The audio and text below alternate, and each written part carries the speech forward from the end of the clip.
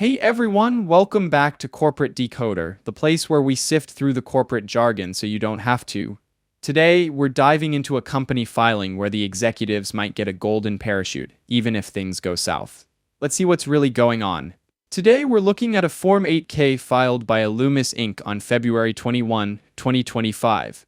An 8K is a report companies file with the SEC to announce major events. This particular 8K is about a new plan for severance, meaning payments and benefits for employees if they leave the company, especially if there's a change in control, like if the company is sold or merged with another company. It's basically a safety net for certain employees, especially the top executives, if they get the boot during or after such a big change. The big news here is the approval of the ALUMIS Inc. Severance and Change in Control Plan. Let's call it the Severance Plan for short. This plan outlines what happens if certain employees lose their jobs, either because the company is doing some downsizing or because there's a change in who controls the company, like a merger or acquisition. The whole point of this severance plan is to make sure that certain employees, called eligible employees, get some benefits if they are terminated from the company. Terminated in this case means they are let go. It could also apply to other individuals if the compensation committee decides to include them, even if they aren't usually considered eligible. To get these benefits, people have to sign an agreement that spells out what they'll receive and what the rules are. Scroll severance benefits of eligible employees with change in control period/scroll. Now let's talk about what these eligible employees get if they are terminated during what's called the change in control period. This is a specific time frame, usually around when a company is being bought or merged. If an eligible employee is terminated, which means their job is ended for reasons other than death or disability, during this change in control period, they get a pretty sweet deal. This is called a covered termination. First, they get a cash payment. This payment can be anywhere from 6 to 18 months of their base salary, depending on what tier or level the employee is in the company. Base salary simply means their regular salary before bonuses or anything else is added. This time period is called CIC severance period. Second, they get another cash payment. This one is equal to 1 to 1.5 times their target bonus for the year. The target bonus is the bonus they were expected to get if they hit their goals. So if their target bonus was, say, $50,000, they could get between $50,000 and $75,000 depending on their tier. This bonus is calculated for the whole year, but then adjusted based on how many days they actually worked before being terminated. Third, the company will pay for their COBRA premiums. COBRA is a health insurance program that lets you continue your health coverage after leaving a job, but you usually have to pay for it yourself. In this case, the company picks up the tab for a certain period. This period can be the same as the CIC severance period we talked about earlier, until the employee is no longer eligible for COBRA, or until the employee gets health insurance from a new job, whichever comes first. And finally, this is the big one, they get full acceleration of any outstanding, unvested equity awards. Equity awards are things like stock options or restricted stock units, which give employees a chance to own part of the company. Vested means they've earned the right to those shares over time.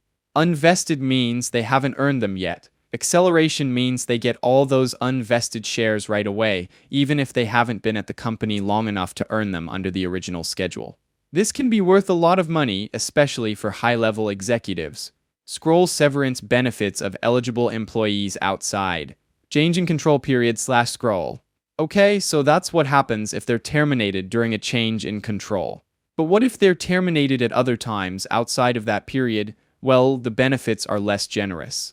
If an eligible employee is terminated outside of a change in control period, they get a cash payment equal to 3 to 12 months of their base salary, depending on their tier in the company. This is paid out over the non-CIC severance period, which is the length of time they're getting the payments. Scroll prorated amount of the eligible employee's target. Bonus/scroll. They also get a prorated amount of their target bonus, meaning they get a portion of their bonus based on how many days they worked during the year. And the company pays for their COBRA premiums for a period that matches the non-CIC severance period. In addition, the executive officers are eligible to receive acceleration of certain outstanding, unvested equity awards granted before the adoption of the severance plan. But there's a catch. To get any of these benefits, the eligible employee has to sign a separation agreement. This agreement includes a general release of all claims, which means they can't sue the company or its subsidiaries. This is a pretty standard requirement in these kinds of agreements. So that's the gist of the ALUMIS Inc. Severance and Change in Control plan. Of course, this is just a summary, and the details are all spelled out in the full plan, which is included as an exhibit to this 8K report. Looking at this severance plan, it seems like ALUMIS is trying to protect its top employees, especially in the event of a takeover. These kinds of plans are common, especially in the biotech industry, to make sure that key people don't jump ship if there's uncertainty about the company's future. However, it also raises some questions. Are these benefits too generous, especially the acceleration of equity awards during a change in control? Could this incentivize executives to make decisions that benefit themselves rather than the company and its shareholders? It's something to think about. On the one hand, a strong severance package can attract and retain talented executives, which is good for the company. On the other hand, it can be a costly burden, especially if there are a lot of layoffs or a change in control. Investors might want to keep an eye on how this plan is implemented and whether it aligns with the long-term interests of the company.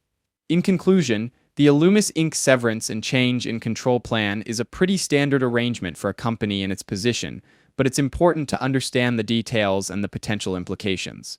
It's a tool that can be used to attract talent and protect employees, but it also needs to be managed carefully to avoid potential conflicts of interest and excessive costs. Thanks for watching. If you found this helpful, please subscribe and hit the notification bell for more corporate decoder videos. Let me know in the comments what SEC filings you'd like me to break down next.